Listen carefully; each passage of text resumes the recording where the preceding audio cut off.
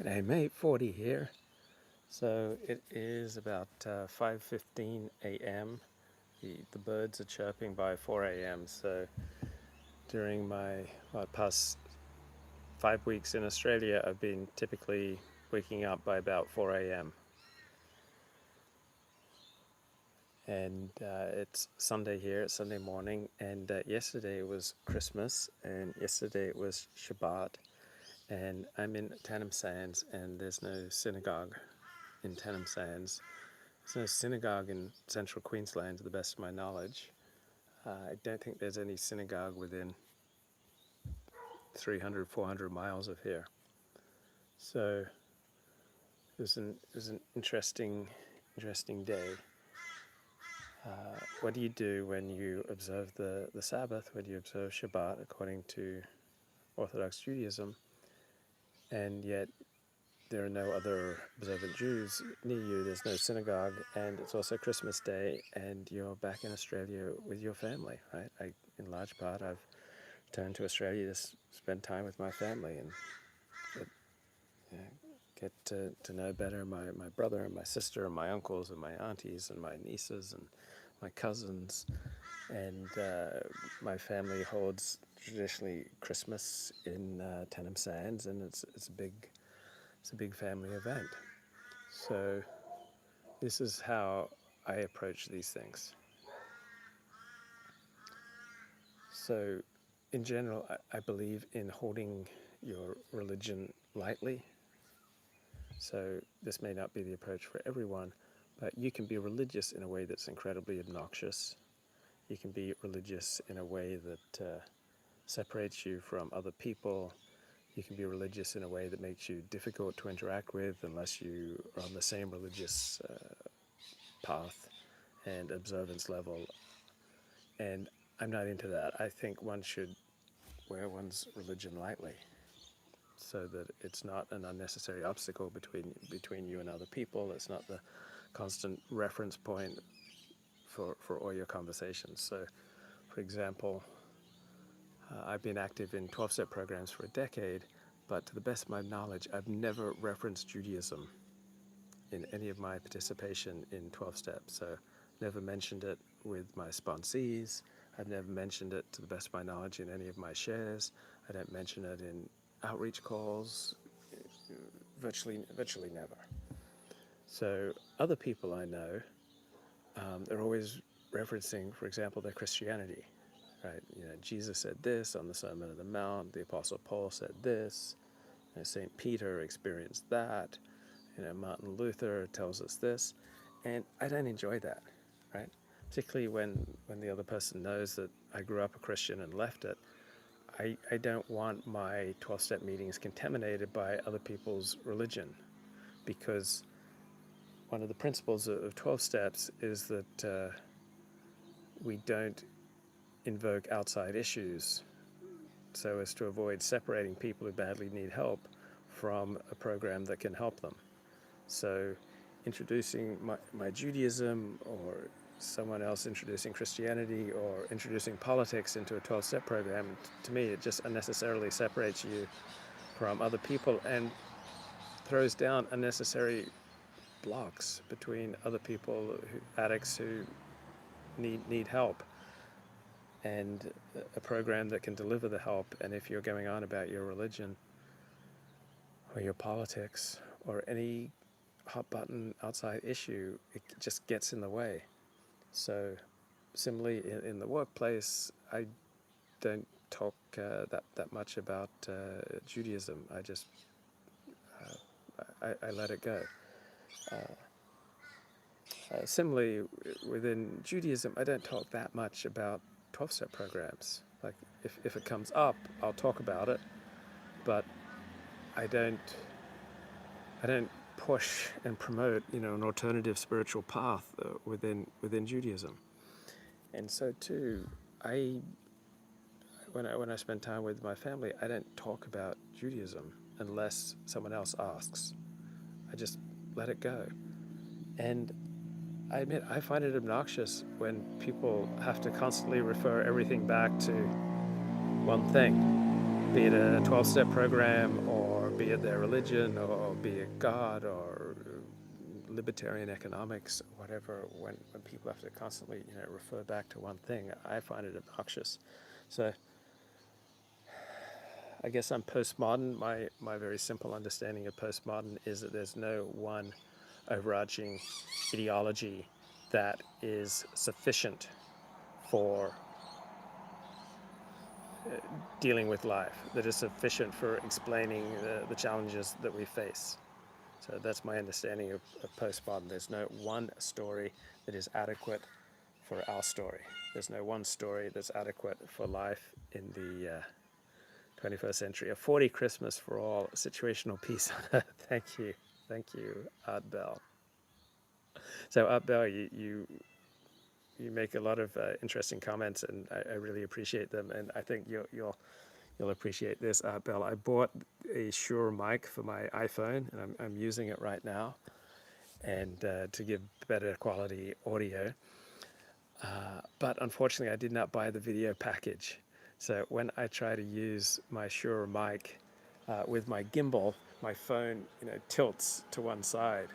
So to save $40 on the video package with the Shure mic, now I can't use my Shure mic with my gimbal unless somehow I find a way to add tape and maybe a small pebble onto the other side of my phone to try to balance it out, so that when I walk down the street with my gimbal, that the phone's not tilting to one side. Why didn't I buy the video package? It was just like an extra $30 or $40. And now I'm reduced to trying to tape pebbles onto one edge of my phone so that it doesn't tilt to one side. Also, you suggested that I do more YouTubes about music, and that's a great idea.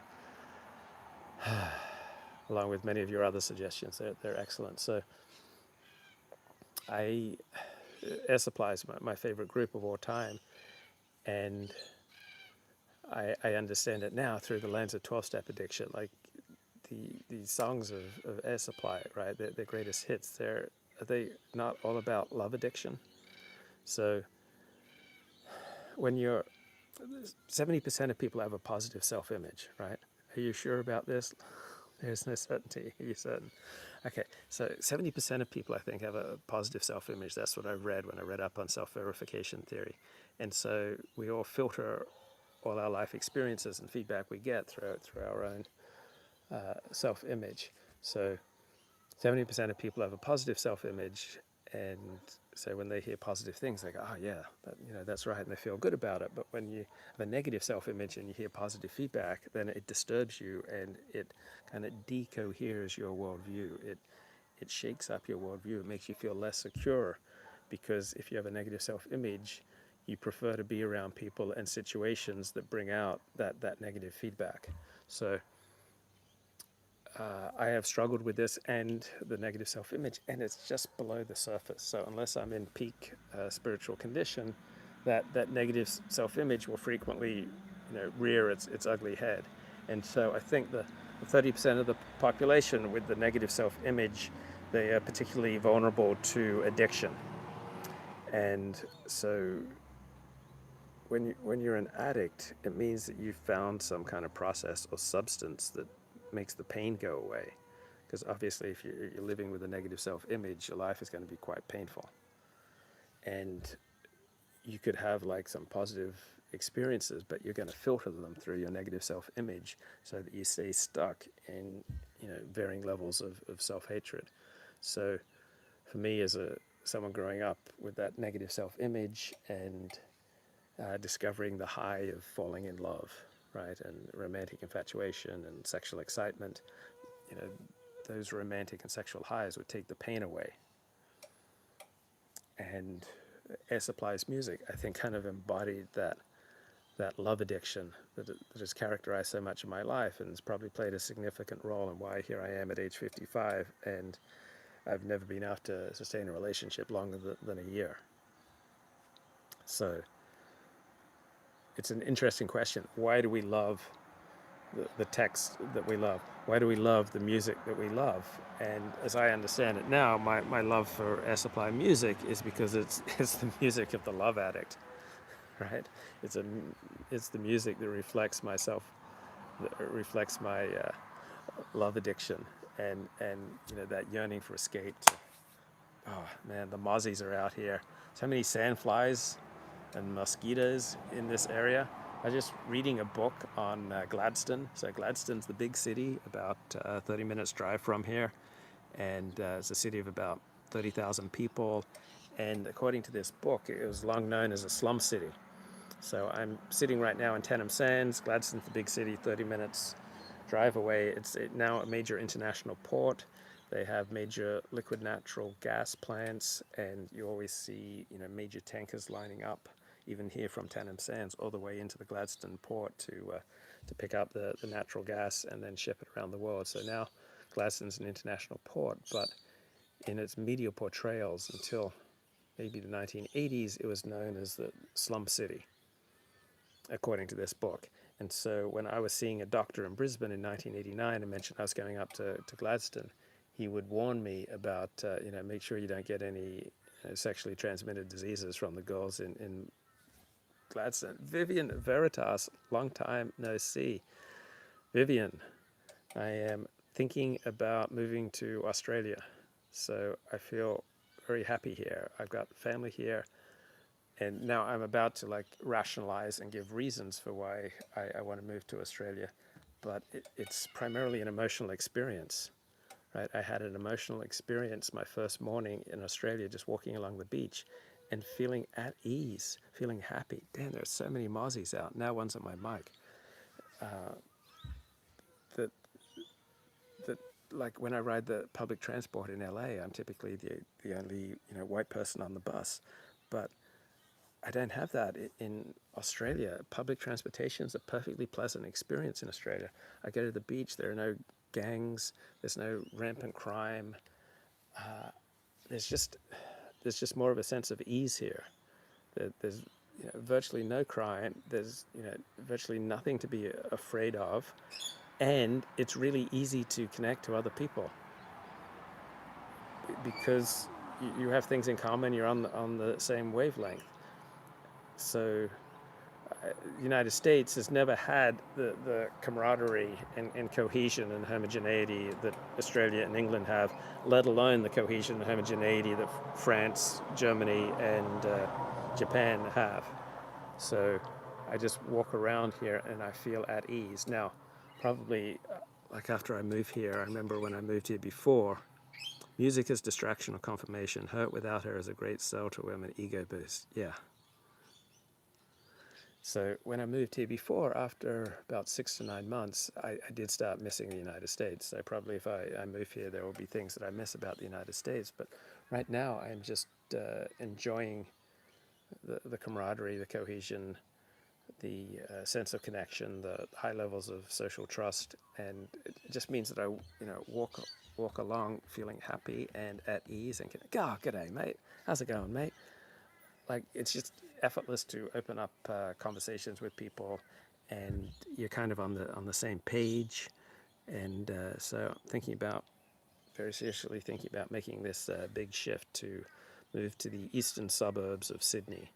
I mean, quality of life is just so good, right? You can use public transport, you can walk around at night, during the day, you're not threatened, you're not under assault. It's very easy to form bonds. There's like a whole thing. There's a whole culture of mateship, right? Where you'll do anything for your mates, and they'll do anything for you. And so I found that in Orthodox Judaism, that culture of mateship, and I also find it throughout Australia, which is absolutely intoxicating to me. So I'm having a ball. So I guess back to Shabbat versus Christmas. So yesterday was Shabbat for me, and yesterday was Christmas. And my family tradition, meaning not my immediately family, but my relatives, my uncles and aunties and nieces and cousins, etc., all gather in Tenham Sands for Christmas, and I gathered too. So I wasn't going to shun family Christmas for my Shabbat. So I observed Shabbat by I would walk to breakfast. All right. I didn't drive. and so it was less than a mile. And then I would walk to, Christmas lunch. And obviously, I'm a vegetarian, and I can eat fruit, and I can eat salad, and so it wasn't hard finding things to eat. So I can keep kosher. Now, one thing that I compromised on is that when someone says Merry Christmas to me, I say Merry Christmas back. So normally I would not say that because it's inauthentic to being an Orthodox Jew. So I know some Orthodox Jews disagree with me about this. They don't think it's any big deal. But when you're saying Merry Christmas, you're essentially saying that Jesus is the Christ. And as an Orthodox Jew, obviously, I can't say that. I don't have any religious faith. I'm not a theologically resonating with Christianity. I don't believe that Jesus is the Christ. Now, Australia is overwhelmingly a secular country, so Christmas is, far more of a secular celebration in Australia than it is in America. But, my druthers is that I wouldn't say Merry Christmas, and so I try to avoid that in the United States. But virtually nobody says Happy Holidays here, right? So it's kind of nice because Christmas is a huge Australian holiday, and nobody says Happy Holidays. Nobody. I haven't encountered anyone say Happy Holidays. What people say is Merry Chrissy. I like that, Merry Chrissy. So Australians shorten everything, like tinnies for tins. It's ISO for living in isolation. Australians have some. I just love the slang here. So yeah, Merry Chrissy. Like everyone's wishing each other Merry Chrissy. And none of the shops are open. Yeah, so normally I wouldn't say Merry Christmas because ideologically it just seems inconsistent with being an Orthodox Jew. And at the same time, it's kind of inconsistent with my idea of trying to carry my religion lightly. So, I don't want to create unnecessary divisions between myself and other people. I don't want to be obnoxious. I don't want to be the fart at the dinner party. All right, I don't want to be the skunk at the big bash. And in America, I try to avoid it because in America, Happy Holidays is like perfectly acceptable in big cities. But in regional Australia, and I think in Sydney too, like Merry Chrissy and Merry Christmas is de rigueur. So that's a compromise that I've made. So yeah, this is an overwhelmingly secular country. Christmas is overwhelmingly secular. Also, I don't put on Christmas hats, and I didn't dress up special for Christmas. I didn't like wear something red. So I was like, why aren't you wearing something red? I wore this shirt to Christmas breakfast, Christmas dinner, right? Oh, thank you, Vivian. Oh my God, I'm so sorry. I will connect with you privately. That's I can't imagine the pain and the dislocation that comes with that. Wow. So if I do look better, if I do look happier or giddy, as some people say, that's socially conditioned, right? It depends on me being in a society that is congenial with me, right? It's really hard, and I don't think it's even healthy to try to be happy on your own. We so need other people, and here I feel like I'm in a place that is just conducive to human happiness. It's like conducive to flourishing. I guess some new angles here. So, like my brother works in a garden center, with all these beautiful plants, right? He's got all these beautiful plants around the home, and working in a garden center, it's I think it's highly conducive to happiness. My brother can't remember the last time he heard an angry word from a customer. He never has angry customers. Can you imagine going through your day, never hearing an angry word. Like, I've been in Australia for 5 weeks, and I don't think I've heard an angry word. Now, Australians do get angry. I'm not saying it doesn't happen, but I haven't seen it. Like, the kind of tension and racial conflict and crime and dislocation and decoherence and low social trust that characterize much of life in Los Angeles is just not here. Now, I still love Los Angeles. There are many wonderful things about LA, and I don't think LA is a dystopia by any means. But it's just really intoxicating here, and it has a big effect on my happiness levels. Right, to walk down the street and just be happy to see people, right, and to be able to speak with them. So in Los Angeles, it seems like half the population does not speak English. So I remember going to Friday Night Live at Temple Sinai in Westwood, and the mayor, Antonio Villaraigosa, spoke to us, and he encouraged us to speak to someone who does not speak your language. Like, how on earth do you speak to someone who does not speak your language? Like, how incoherent is that? So I'm not encountering many people here in Australia that don't speak my language. So there's an attitude among some of my relations like, oh, is Luke still into that Jewish thing? I thought he'd given that up. And that's a totally understandable family reaction, because I am a man of enthusiasms.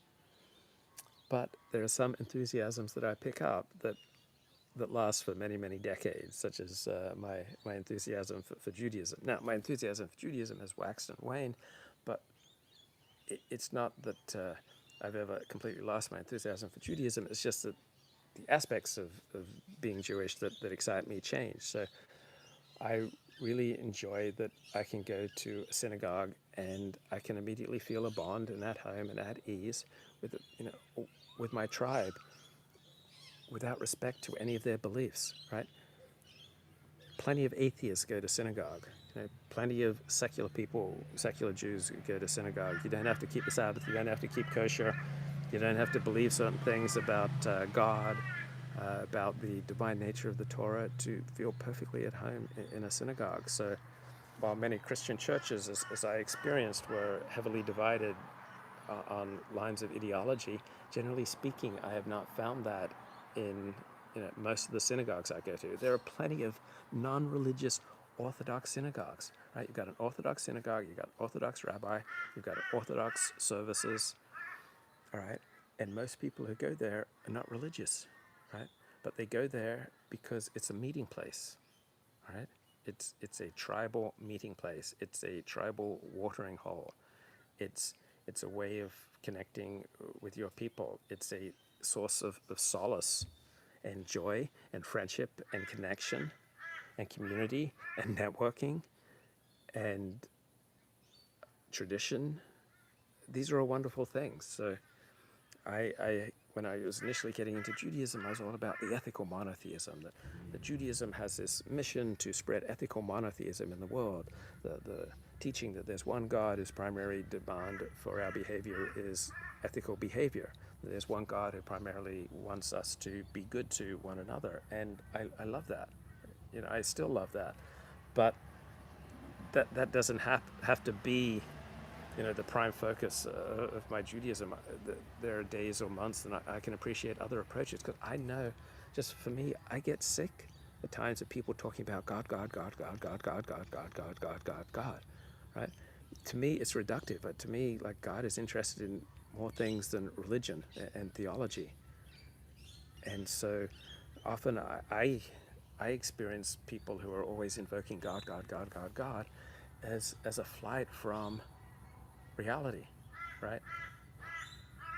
People want a magic key, and then for many people, God is the magic key. And then for other people, the Jews are the magic key.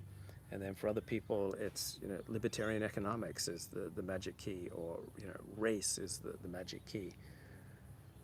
or 12-step recovery is the magic key, or psychology or psychoanalysis provides the magic key to how the world works. And there is no magic key. There are some useful ways of viewing life. For example, IQ tests and group IQ levels are highly predictive of certain group life outcomes, right? There are more or less useful ways of understanding things in life, but there's no magic key. And so I find it reductive when people are constantly invoking God as the solution to all their problems, and to the solution to the problems of the people around them, and to the solutions of society.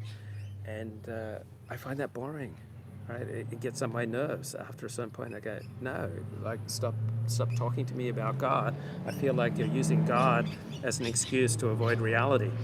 I feel like you're using God as an excuse to avoid taking responsibility. I feel like you're using God as an excuse to avoid making hard decisions. I feel like you're using God as an excuse to looking at your choices more clearly. I feel like you're using God to try to escape from the bewildering nature of life and the many questions that life is constantly asking us, the many challenges of life, and you're just trying to reduce it. Oh, it all comes down to God. And for some people that might work, but to me, it's just it's like reducing all the wonderful colors and excitement in life to like just one color. Like, I like the color black, but I don't want everything to be black. I like the color blue, but I don't want everything to be blue. All right. I think there should be we should be able to talk about things in a completely secular way at times, and talk about things without reference constantly to God or to religion or to race or to recovery. Like, one note Charlies get really boring. So I had a Christmas and I didn't discuss Judaism once, right? I didn't discuss my Jewish identity once. I didn't discuss my Jewish conversion once. I didn't discuss my Jewish path.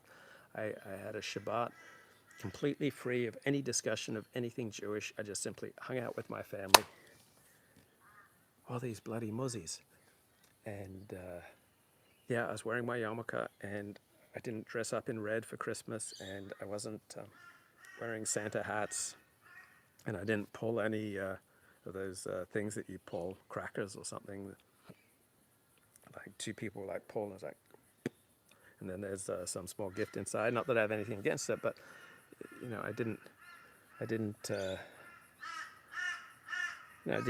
didn't go all red for Christmas. It was time to hang out with family, and I didn't discuss theology. I didn't discuss God. I didn't discuss religion. I wasn't the skunk at the garden party.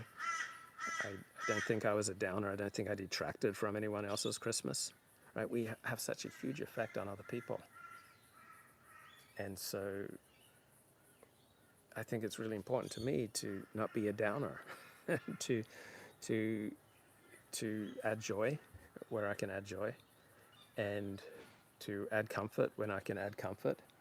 And wow, I feel like reciting the prayer of St. Francis, that when there is anger, I'll bring peace. When there is sadness, I'll bring comfort. When there is division, I'll bring harmony.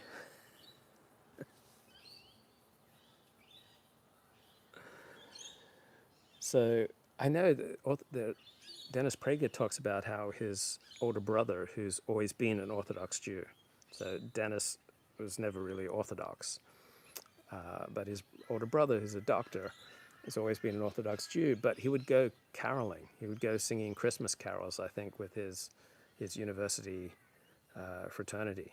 So there are plenty of Jews who participate in Christmas to varying degrees without seeing it as a religious thing.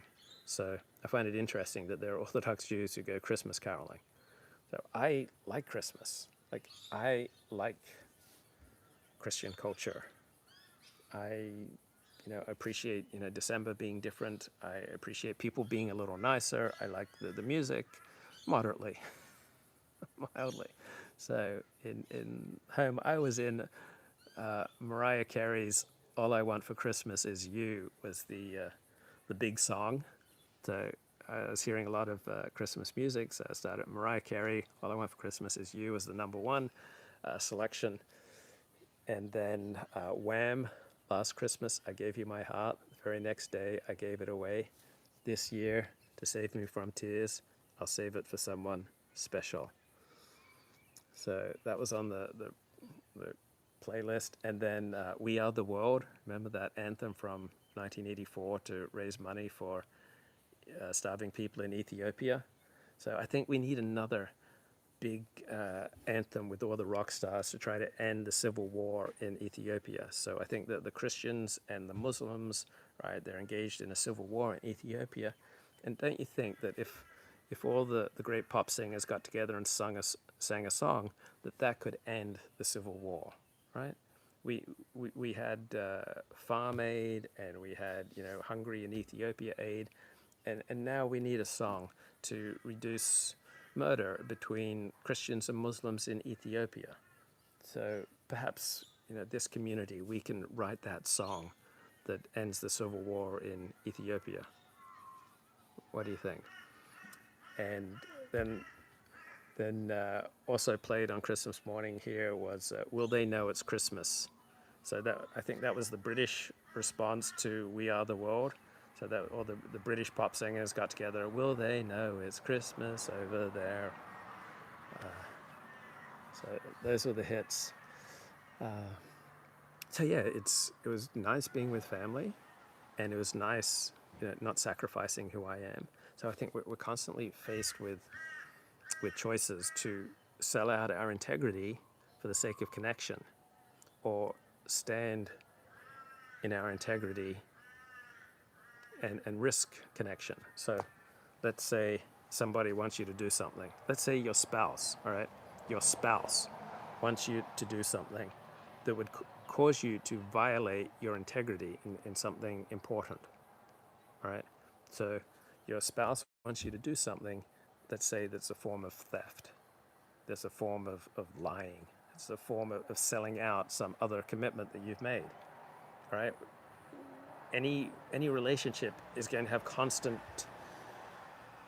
choices between, do you sell out your integrity to preserve your connection to your spouse, to your child, to your parent, to your friend? Or do you sacrifice your integrity to preserve the connection? Or do you risk your connection to preserve your integrity, right? And so I think we're all frequently challenged by that. And so sometimes it will cost you a marriage, right? If you're not prepared to constantly sell out your integrity and what you stand for, it may cost you your marriage. On the other hand, if you do sell out your integrity, your spouse will lose respect and love for you, and that could cost you your marriage too. So it's an interesting issue. So many times we think, oh, I don't want to sacrifice my integrity, and we're just being delusional, right? We're just being petty. So sometimes it's worth making compromises to maintain connection, but sometimes by selling out yourself and what you stand for and who you are, you devalue the connection because you are no longer you. Because, man, these mozzies are just driving me crazy. You are no longer you. Like the person that got married, that person is no longer here because you've so constantly sold yourself out and compromised. Now, sometimes compromise is the right thing to do. This is elucidated in David Schnarch's great book, Passionate Marriage. Right? You will constantly be called upon to choose between your integrity and your connections. And it's very painful. So I could sell out my Jewish identity to fit in with my family for Christmas, right? My family didn't ask me to do that, but I could have felt that that yearning. Have you ever been part of a group where you felt the peer pressure, or your spouse put pressure on you, or your friends put pressure on you? Yeah, get a citronella candle, mate. Grow some hand citrus for those suckers. Yeah, way too many sandflies and mosquitoes around here. So many people who moved to this area became quite irate at all the sandflies, and one woman marched into the office, I think, of the mayor or the local developer, and like put her badly sandfly bitten baby on his desk and said, "What are you gonna do about this?"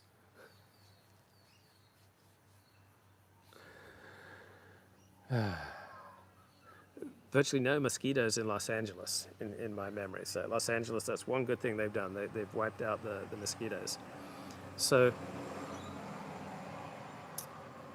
yeah, what do we do about human connection when it threatens our integrity? And so I think it's really easy just to sell out to try to maintain human connection, but then you're going to feel lousy about yourself. On the other hand, you can wield your integrity as a bloody weapon to keep people at bay. So I know many people who use every excuse possible to keep others at bay. Like coronavirus, COVID has been an absolute blessing to many people, because then they can set all sorts of laws to keep other people at bay. And so many people are looking for excuses, whether it's in their religion or whether it's COVID, or whether it's their integrity about the environment. Many people are using all sorts of excuses to keep other people at bay, and that's obviously not the path to a happy life. Being afraid of other people, being afraid of human connection, being afraid of the vulnerability that comes when you're connected to other people, that's not a good way to live. On the other hand, I have formed such intense connections that it's frightened me, because I would realize I would give up anything to sustain these connections. Like I've been in relationships that were just so intoxicating to me that I would give up anything to stay in those relationships. And then the more desperately I try to cling on, the more the other party would, want to be rid of me. And also, non-sexual relationships, just friendships. I've had some, incredibly intense friendships where the conversation was so intoxicating, the connection, the friendship was so intoxicating that I was highly motivated to compromise in any way possible to maintain that connection. So I know I'm not alone in this. I'm thinking about one friend who doesn't want to get into any kind of romantic relationship because it hurts so much when it ends. And with every relationship comes the possibility of betrayal. Like as soon as you form any kind of bond with someone, that immediately creates the possibility of betrayal. Betrayal meaning that they may indeed act in ways contrary to your expectations. So we use that hyperbolic word betrayal to label people who act differently than what we expect or what we wanted. And so we may go on a journey to visit a friend, and they might say, "Hey, I can't hang out with you tonight because I've got this work obligation." So by putting work first ahead of your relationship, you may feel betrayed. It's like, "Hey, I just drove 300 miles to see you, and you're going to put work first. You're betraying our friendship." And that's like a hyperbolic reaction to someone having different priorities than what you wanted or what you expected. But as soon as we form any relationship, we're ensuring that there are going to be times that we feel betrayed, right? So by converting to Orthodox Judaism, it must have felt like betrayal to many people who were in my life, that I'd walked away from the religion in which I was raised. Now, by converting to Orthodox Judaism, that doesn't mean that I don't think that sometimes there are valid criticisms of the behavior of certain Jews, or I've exposed some bad behavior by certain rabbis, some sexually predatory behavior by rabbis, and by exposing that, then other Jews would say, "Wow, you betrayed your conversion to Judaism because you're making us look bad in front of the non-Jews."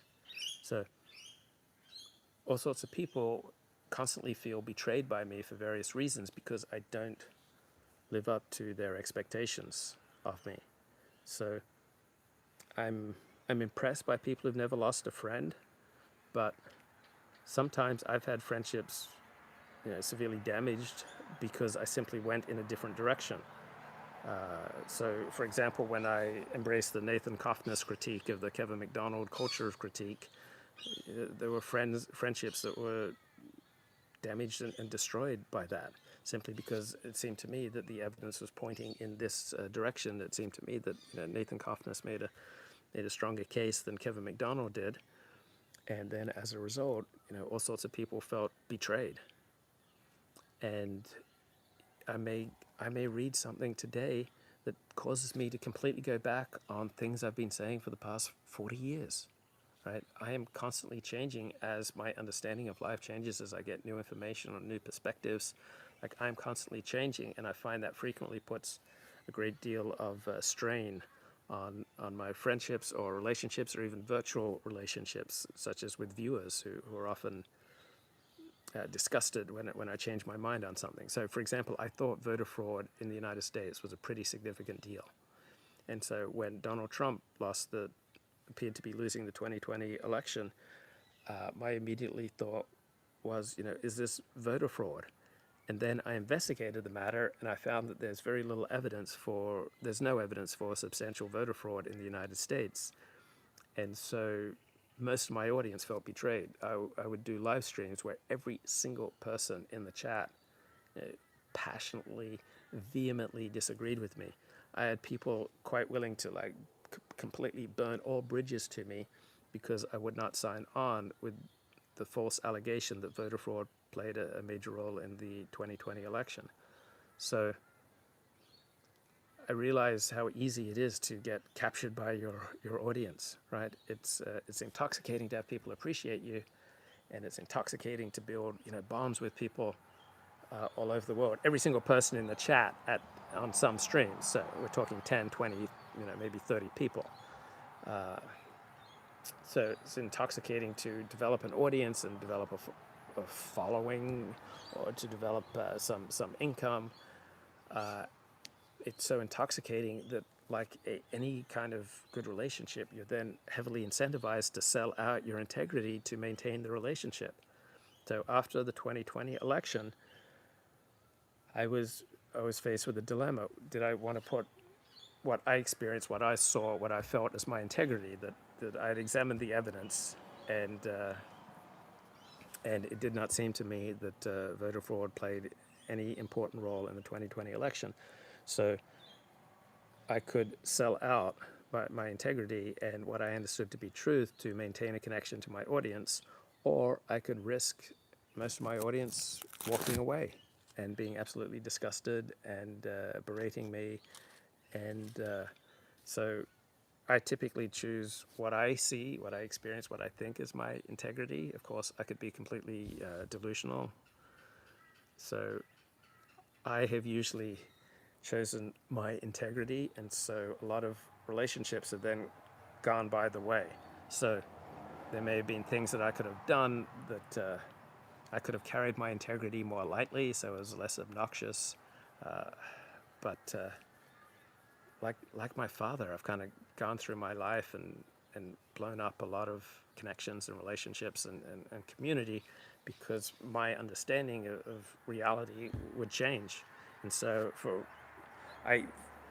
from say, I don't know, 2014 to 2017, I liked the populist right-wing approach to politics because it was anti-immigration, and it put social coherence and social trust as a primary value, and I believe in both of those things. So I liked right-wing populism.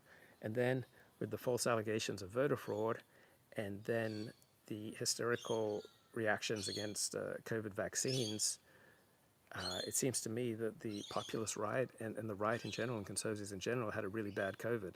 I don't think they were facing up to the reality of the situation, of how serious a threat this was. It seems to me, generally speaking, that most of the lockdowns were defendable and may very well have been the right call.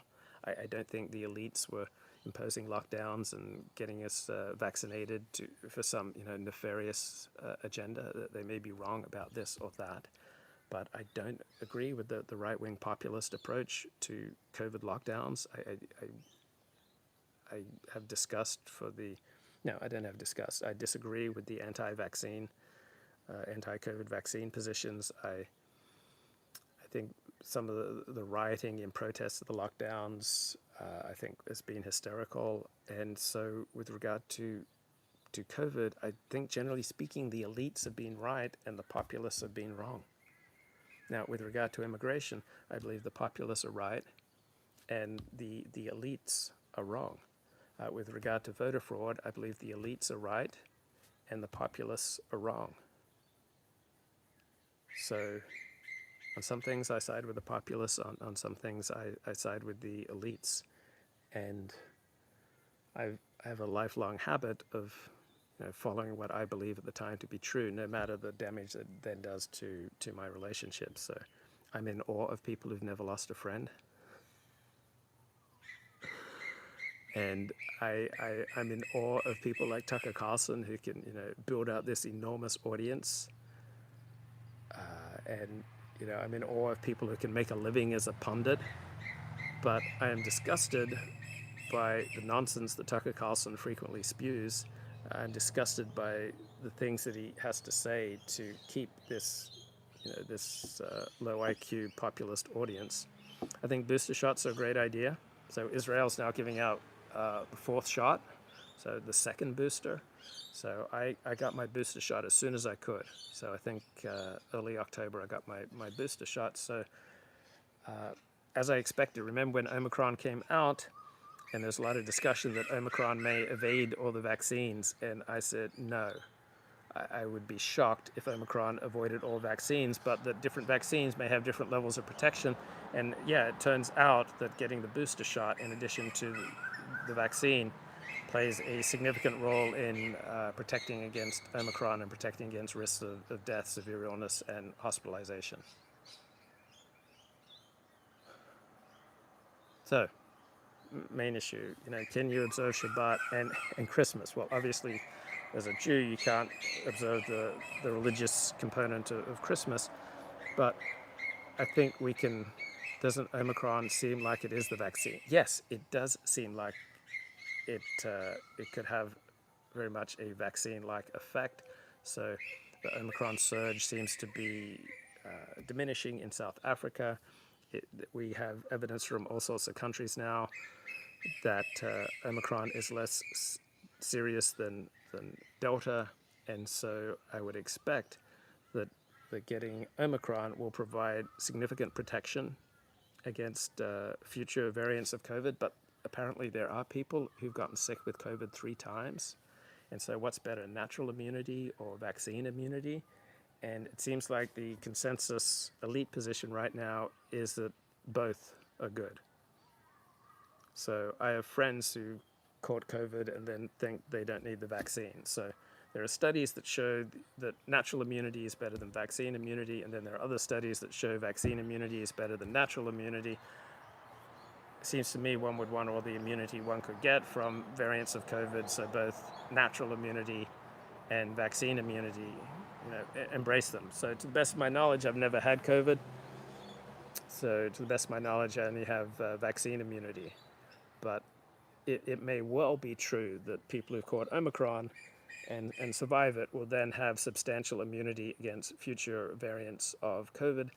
And Omicron may be the beginning of the end of the COVID threat, maybe.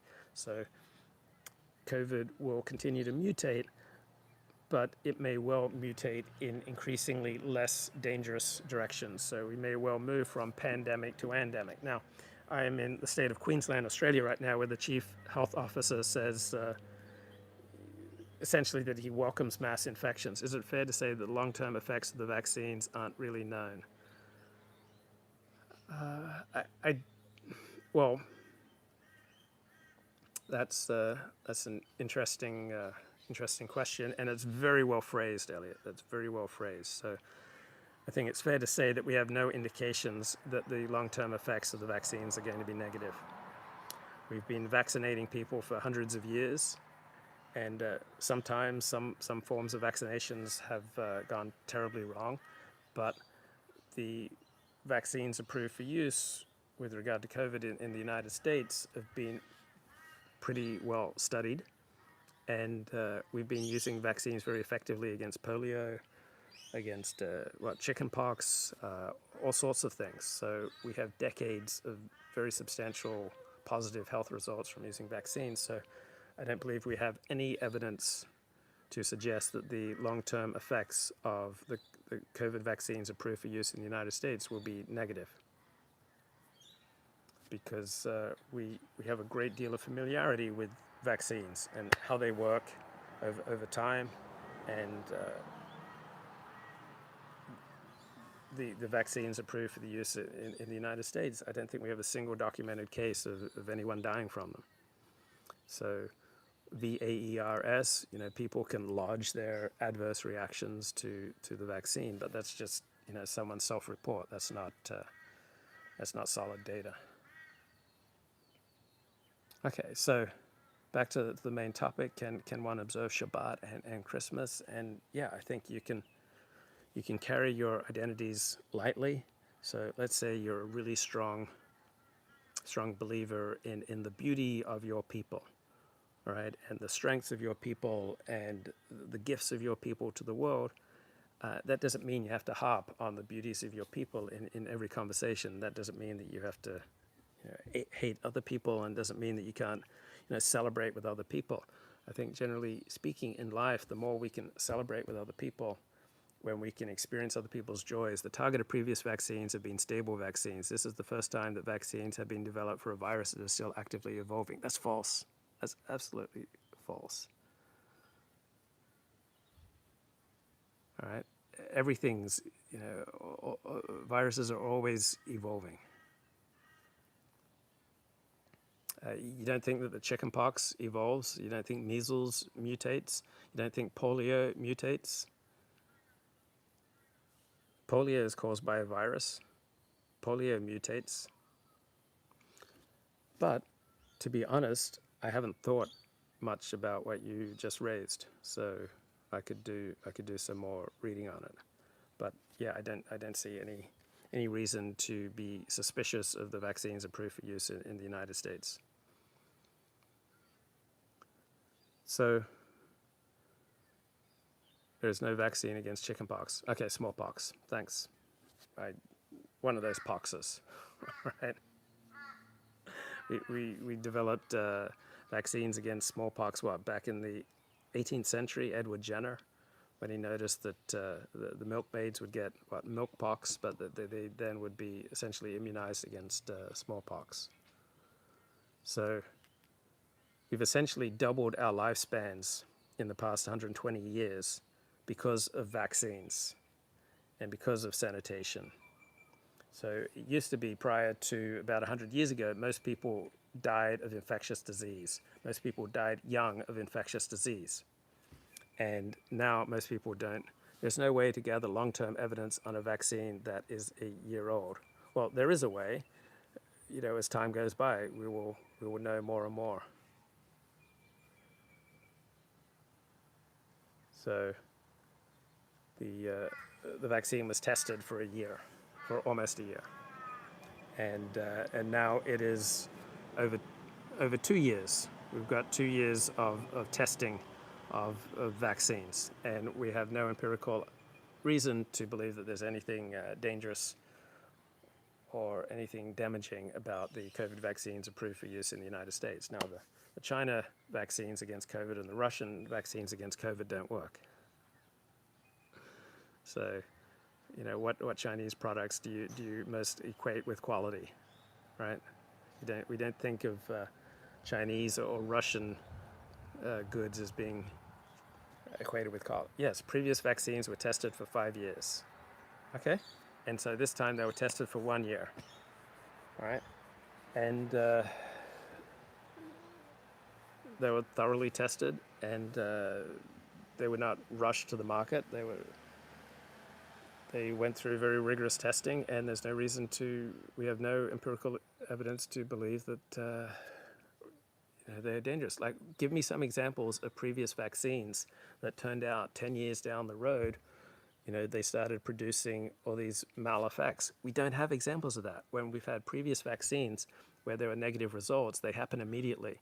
They don't happen 5 years down the road, 10 years down the road, 20 years down the road. We have no evidence that vaccines, given in the past, only start to show negative effects 5, 10, 20, 30, 40 years down the line. So yeah, Russia does make some good military goods, and China does make some good quality goods as well.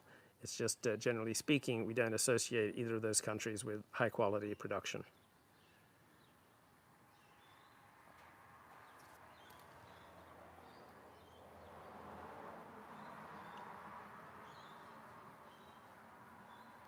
So, Shabbat versus Christmas. That's my primary topic, and I'm sure there are many Christians who've gone to synagogue and found some sort of blessing for it. What about all the autism? Checkmate. No. We have no evidence that autism is caused by vaccines. We have more diagnoses of autism because medical providers are getting more skilled at, and testing for autism is getting more competent. So when I Google why do we have so much more autism these days, that's the explanation that comes up. Like when people get more expertise, when they develop better tests, then they are able to make more accurate diagnoses. So apparently, autism is much more likely among boys than among girls. If you have one autistic child, then the odds are 2% to 18% that you'll have another autistic child. And apparently, autism comes from the father. It's not from the mother's genetic contribution. So I was just doing some study on autism.